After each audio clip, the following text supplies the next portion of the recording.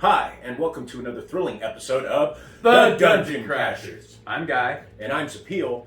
First off, let's hit that like and subscribe button, and let's get that notification bell on so you can get notifications on our videos as we release them. We also wanted to take this time to say that we do much more than D&D. We can make characters for Cyberpunk, MechWarrior, and Battletech, to name a few. Yeah, the old Cyberpunk. We haven't tried the new one yet, but I'm looking forward to it. Yeah. And Vampire the Masquerade. Played a lot of games over the years. Yeah, Pathfinder, Spelljammer. Yeah, a few more that we can do too. So it's not just D&D, we can do other games as well. And today we'll be doing a request from a previous video. That's right. This week we're doing one for Joseph, who wanted something like a Paladin Sorcerer build. And this is a very popular multi-class, primarily using the larger number and higher level spell slots for smiting. Yeah. The nice thing about multi-classing with a Charisma caster is that you can focus more on Charisma than a straight Paladin, which also improves your Paladin abilities. For this build, we're actually going to use Paladin Bard, specifically the Swords Bard. The idea to build this character is to have a good melee ability combined with your useful save or lose spells, and most importantly, the ability to deal great damage for a short amount of time. You do have heavy armor and a number of ways to defend yourself, so you can fill in as the party's defender, but you really want to be taking out enemies before they can hurt anyone. Right. Now we're starting out with Paladin for the early levels. We want to get multiple attack and Paladin aura as soon as possible. This will also set us up with solid combat abilities. For race, we're going with a Dragonborn, as Joseph suggested. And Dragonborn are already an excellent race for Paladin, but the update from Fitzman's Treasury of Dragons makes them even better, giving options for Metallic, Chromatic, and Gem Dragonborn, and improving the racial abilities. We're using the Gem sub-race. We get 3 +1 ability increases that we can put wherever we want, but you can't put 3 on the same ability. All Dragonborn also get a Breath Weapon that can be used equal to the proficiency bonus times a day. Gem Dragons get a damage type that is less commonly resisted than the elemental types given to the Chromatic and Metallic Dragons. We are going to use the Amethyst Dragon, which gets a 15-foot cone of force damage that deals a D10 damage and increases to 2d10 at 5th level, 3d10 at 11th level, and 4d10 at 17th level.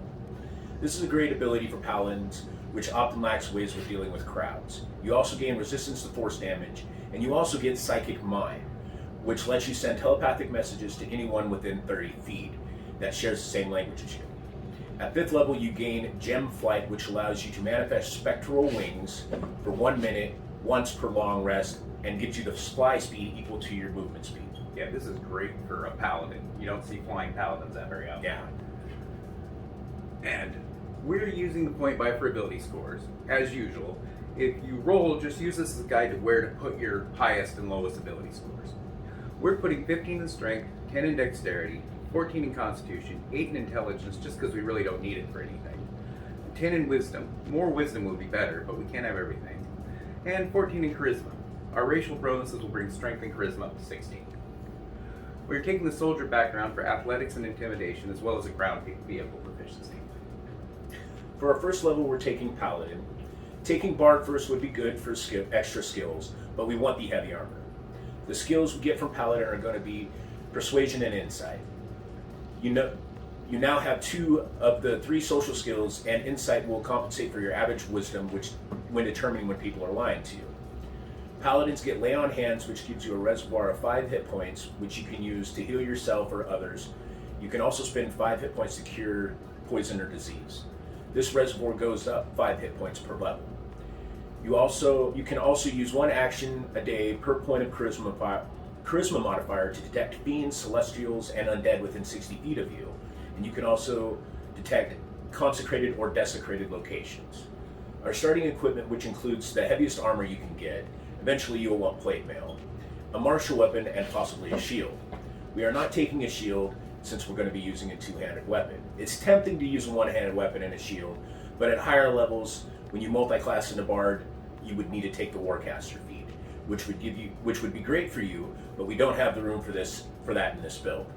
You also want a few hand axes as a range option, and for the 2-handed weapon, we're taking Greatsword. It's the best damage option, but the reach on the halberd is also a good option as well. Second level Paladin, you get spellcasting. You prepare your spells like a cleric, And you can have a number prepared equal to half your level plus your charisma modifier. Your save DC is 8 plus proficiency plus charisma modifier. Many of your paladin spells require concentration, and you don't have constitution save proficiency or a very high constitution, so you may lose some of these in a fight. Concentration spells also commit you to a plan of action. Choose the one that you think will help the most in any given situation, and then plan your attack around it. Possibly the best use of your spell slots, however, is Smiting, which lets you spend a spell slot to add 2d8 radiant damage to an attack you hit with. When you get higher level spell slots, this increases by a d8 for every level after first of the slot you spend. You also deal an extra d8 damage to fiends and undead.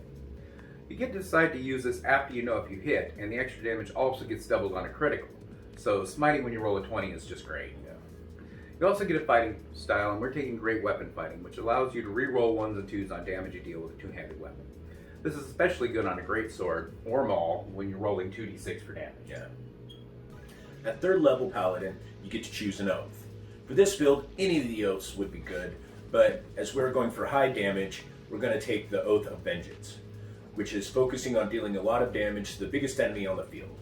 It isn't good as a team player as some of the other oaths, but is very good at doing what it does. You also get oath spells, which are spells that you always have prepared and don't count against your prepared spells. The oath spells you get at this level are Bane and a Hunter's Mark. Bane isn't always useful, but if it's prepared for free and you can use it on occasions. Hunter's Mark is just excellent for you, and it gets even better when you get an extra attack. It is a concentration spell, so you might have something you would rather concentrate on instead. You also get Channel Divinity, which you can use once per long rest. Your options are Abjure Enemy, which you can use on an enemy within 30 feet of you that isn't immune to frightening. It must make a wisdom save or be frightened for 1 minute or until it takes damage. While frightened, its speed is 0 and it can't benefit from boosts to its speed. On a successful save, its movement is halved until it takes damage. This could help with one enemy to put them out of the fight as you focus on another. Your other option is Vow of Enmity, which can use on one enemy within 10 feet. You gain advantage on attacks against that creature for 1 minute or until it drops to 0 hit points or falls unconscious. This is absolutely awesome when it's a one-on-one fight. You also get Divine Health, which you are immune to disease. Right. And at 4th level Paladin, we get an ability boost, which we're going to use for strength. For now, most of our damage is still coming from weapon damage, so a little more strength is useful. Later on, we're going to focus more on charisma. At 5th level Paladin, we get extra attack, which effectively doubles your damage output, especially since you can smite on both if they both hit. Yeah. With Vow of Enmity up, this gives you 4 chances to roll a critical. You can also prepare 2nd level spells, and your oath spells for this level are Hold Person, which is great. You automatically critical a paralyzed enemy, so with 2 critical smites, you can possibly kill even powerful opponents. Yeah.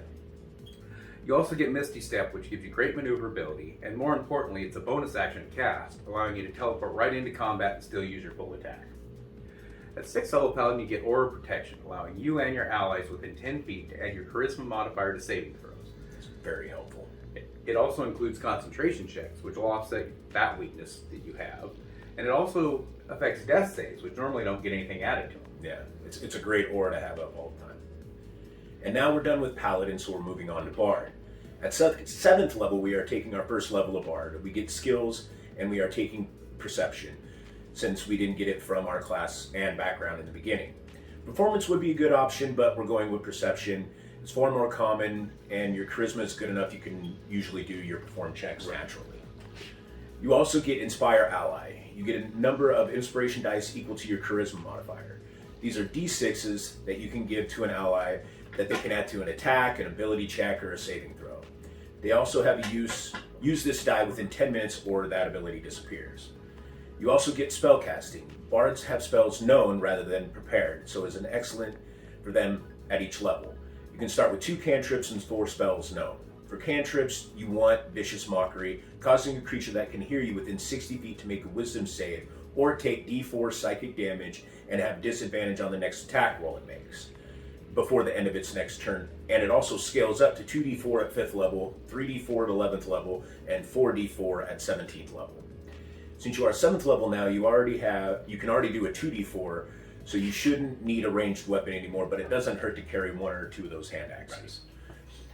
Your other cantrip can be anything you like. Message, Minor Illusion are both really good. For spells, Command and Healing Word are both excellent, and you don't have to use concentration. Dissonant Whispers also doesn't require concentration and deals 3d6 psychic damage to a target that does not make a wisdom save, and they must use their reaction to move as far away from you as possible. This also deals an extra d6 per spell slot above first if you cast it above first. Creatures who save take half damage and don't have to move.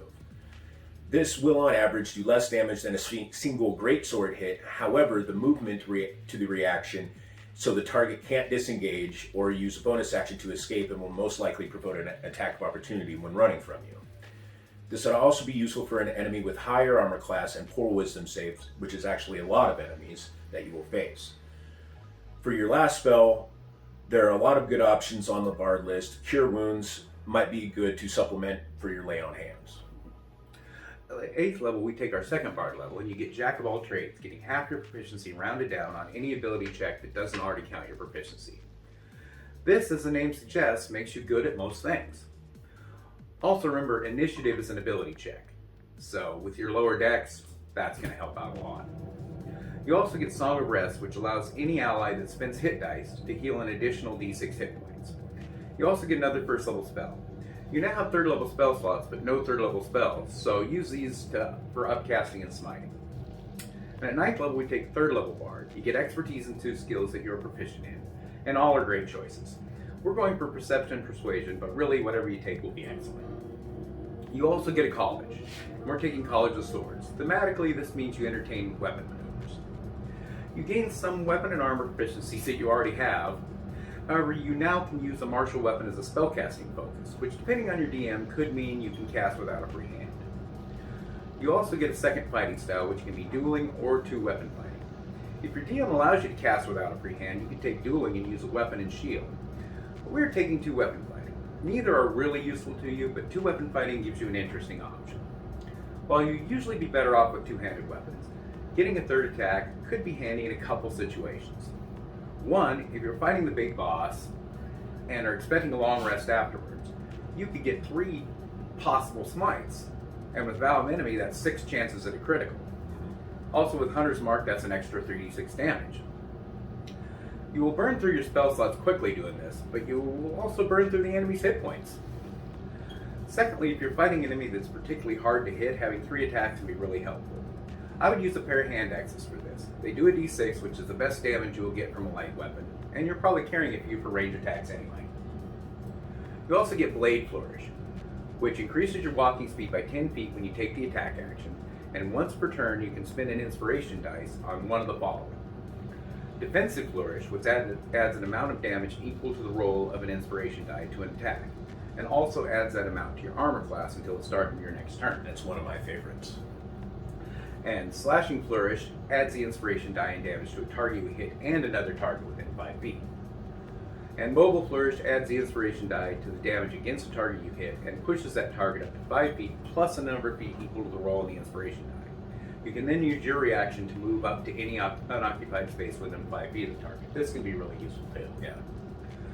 Defensive Flourish will probably be your go-to option, but they all have a place. You also get another spell, which can be 2nd level. There are a lot of good spells at this level, but I like Mirror Image, making you especially difficult to hit with Blade Mail. Yeah. At 10th level, we're taking our 4th level of Bard, getting Ability Boost, which we are going to use to boost our Charisma, helping our save DC, number of blade flourishes, the strength and your protection aura, etc. You also get another spell known, which can be 2nd level, and you also get another cantrip here. Take anything you want, something that you don't have already. So, at 11th level, we're taking our 5th level of Bard. Your inspiration dice now becomes a D8, and you get a free Font of Inspiration, restoring your inspiration dice on a short rest. You can now be a little more free to use your blade flourishes instead of not.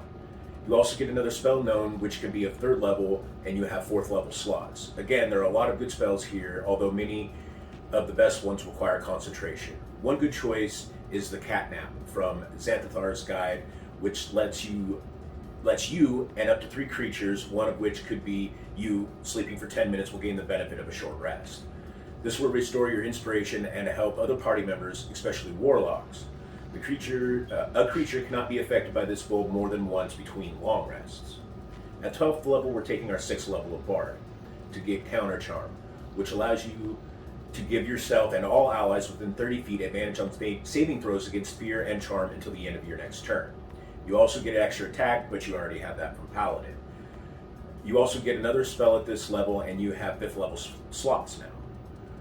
At 13th level, we're taking our 7th level of Bard. All you get here at this level is a spell known, but it can be from the 4th level. Greater invisibility would be really useful. Right. An invisible smiting paladin? Yeah. I don't want to fight it. No.